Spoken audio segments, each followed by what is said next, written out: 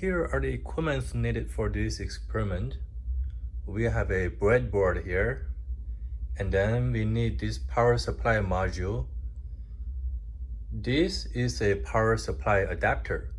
Later, we connect the adapter to the power supply module so it can provide the power or the voltage to the circuit on the breadboard. I have 3 different resistors. This one is a 100 ohm resistor, 300 ohm resistor, and then a 1 kilo ohm resistor. And I have a bunch of wires here. For your experiment or the circuit you are going to build, you can use the wires that come with the kit. The wires in the kit are different from these wires, but all these wires work.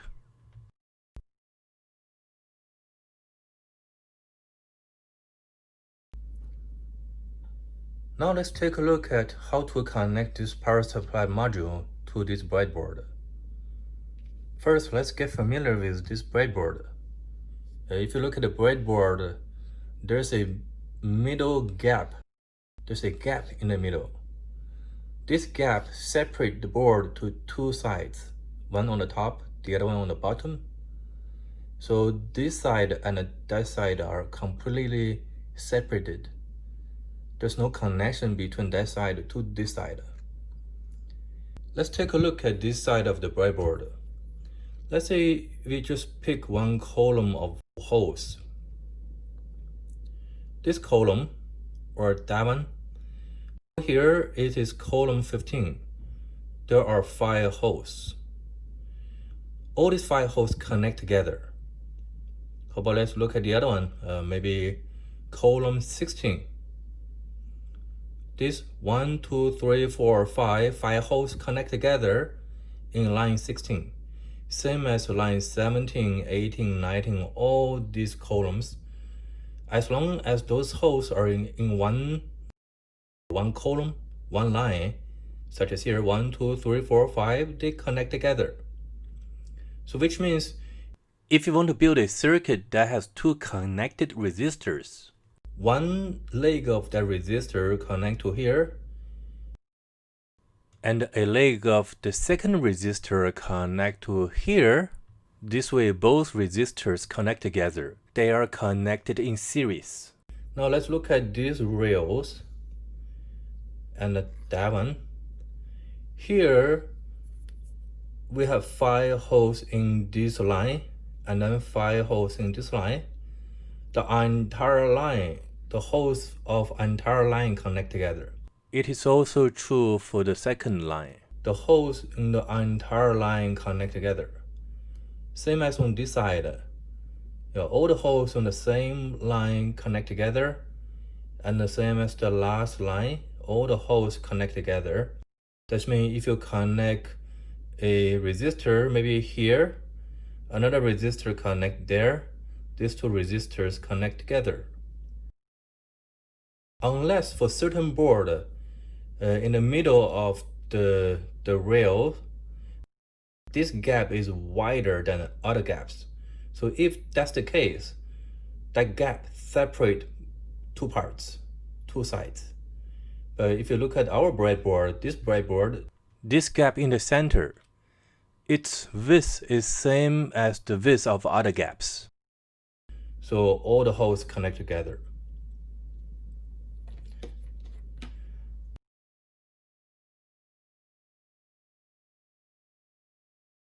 Now I got this power supply module. Well, we're gonna see how to connect that power supply module to this breadboard.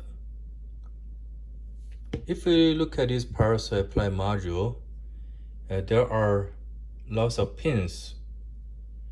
And over here, this side shows 5 volt, VCC, 3.3 volt. And the other side also shows 3.3 volt, VCC, and then 5 volt. The connector here can be unplugged. Same as the connector on the other side of this power supply module can be unplugged and then can be put it back. So it depends on what voltage you want to use. Connect that connector to the correct pins. For example, if I want to use 3.3 volt instead of the current 5 volt, unplug that and then plug it to here that has the 3.3 volt there. So now this side of the power supply module provides 3.3 volt. And how about here? If I want to use 5 volt on this side, just unplug this pin and then put it on that pins with label of 5.0 volt, 5 volt. Two sides are separated and independent. That means this side can provide 3.3 volt or 5 volt. That one can provide 5 volt or 3.3 volt. They are not together. In other words, one power supply module can provide two different voltages at the same time. Okay, let's see how to connect that to our breadboard. First, if you flip it, there are 4 pins on this side and 4 pins on the other side. We need to insert those pins into the breadboard. So let's see. I have the power supply module and the breadboard with me. We can see those labels. Here shows positive and then negative. And then the breadboard shows positive on the top but negative on the bottom. They are not matched. So we need to reorientate, flip it, the breadboard, or rotate it. Now the labels are matched. And then we can insert those pins, 8 pins, on the breadboard. Make sure insert those pins on breadboard correctly.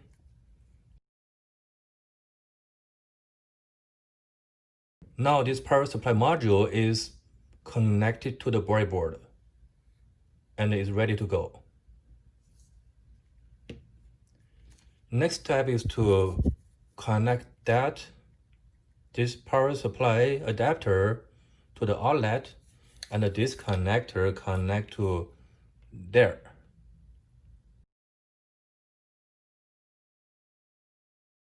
Okay, I have already connected the adapter to the outlet.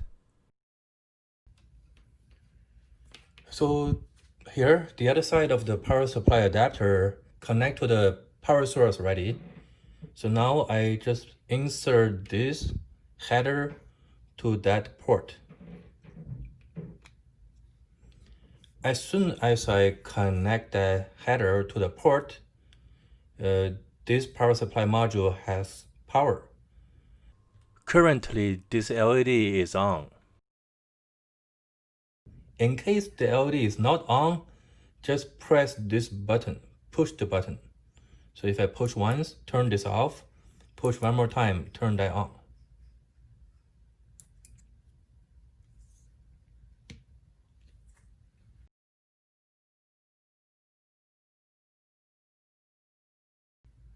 Next, it's time to build a circuit. I want to put 3 resistors connecting in series on the breadboard.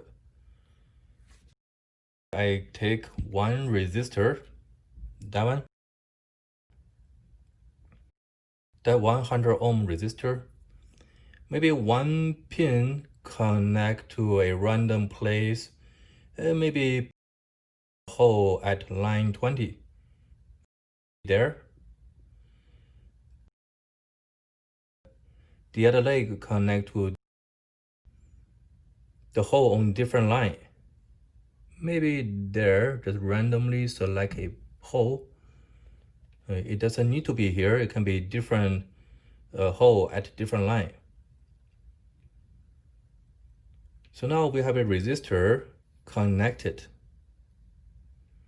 To connect the second resistor, and these 2 resistors connect together, this leg need to connect to a hole that is in the same column, same line as that leg.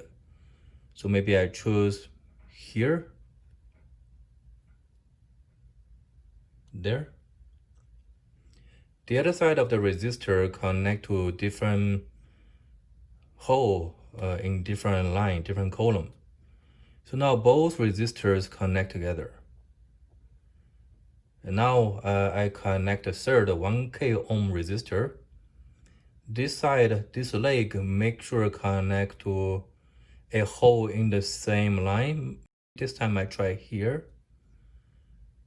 And the other leg can connect to any hole, but make sure the hole is in different line. Maybe there, just a random selection. Or this also work if I connect to this side, because both sides are not connected. There's a gap in the center, both sides are separated. So I just connect that to here.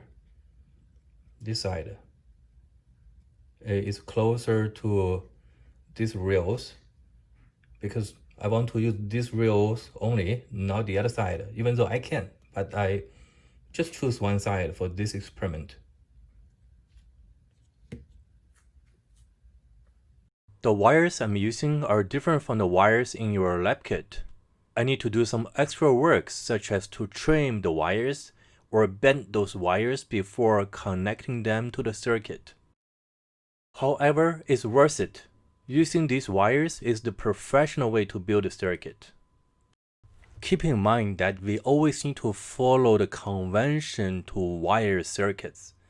By convention, that means wires are color-coded. Red wire connect to higher voltage, and then the black wires connect to lower voltage, most of the time ground. So I'm gonna get a red wire first.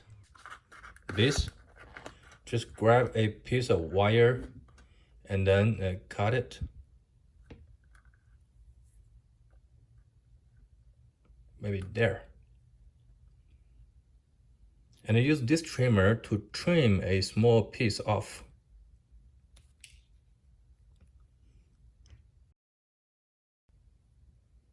Just to trim a small piece off.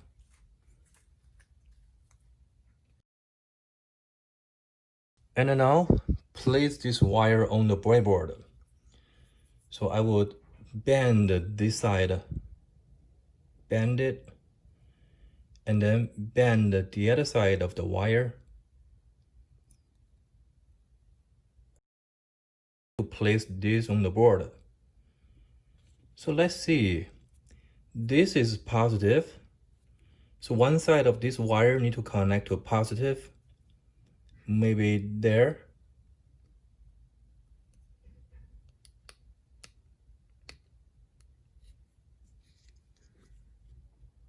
Here.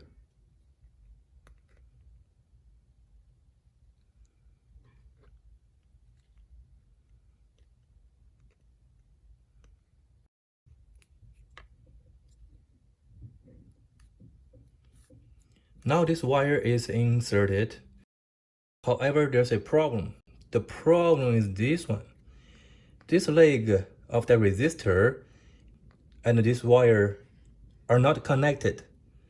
The holes are in separate columns.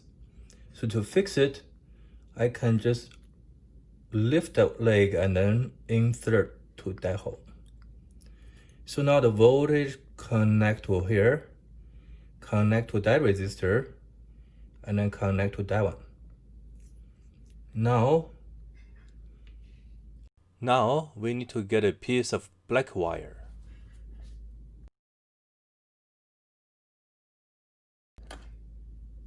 Here, same step, trim a small piece of the wire,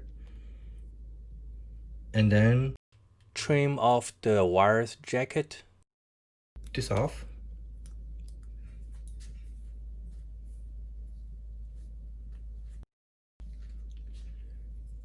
Get a tweezer and then bend this wire to 90 degrees, same as the other one. Now it's ready to insert this wire.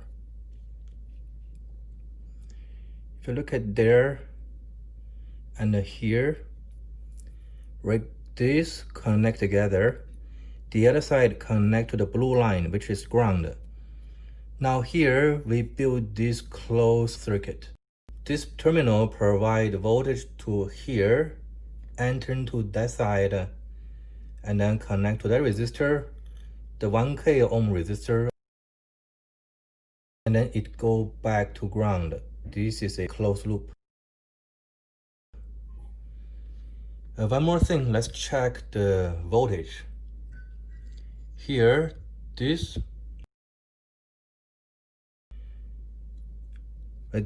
plus sign connect to here. We are about using 3.3 volt now. However, the requirement is to use 5 volt. We need to unplug this and then insert it to that pin. And now we are about to use 5 volt.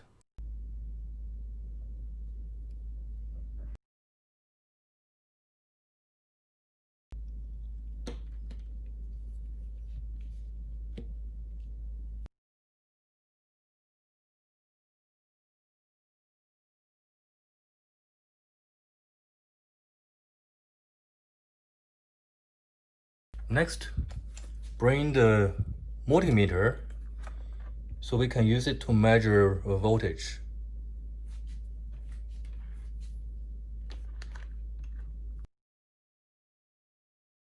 Press the button to turn on this power supply module. So I press it. It provides voltage to this side of the circuit. In this experiment, we need to measure voltages. So spin this knob, point it to the DC voltage symbol to set a meter in voltmeter mode. After that, connect these hooks to different parts of the circuit to measure the corresponding voltages.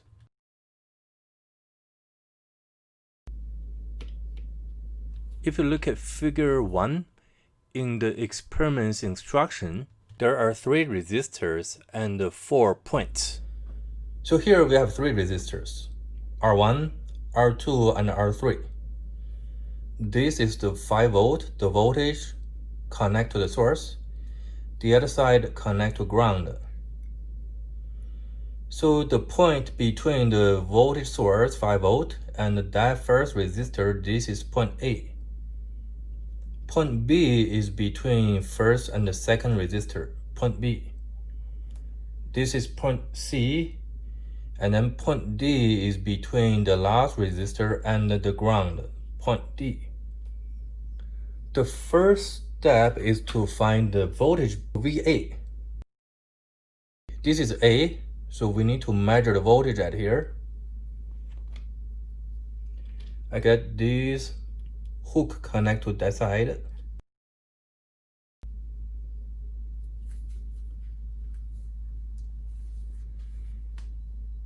And then take another wire.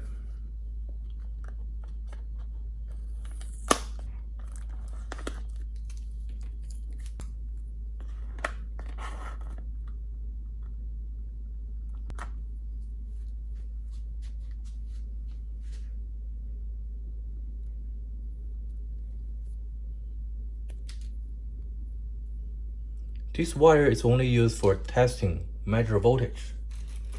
So I use a blue wire, connect this to the ground, any hole in the ground line. This hook connect to it.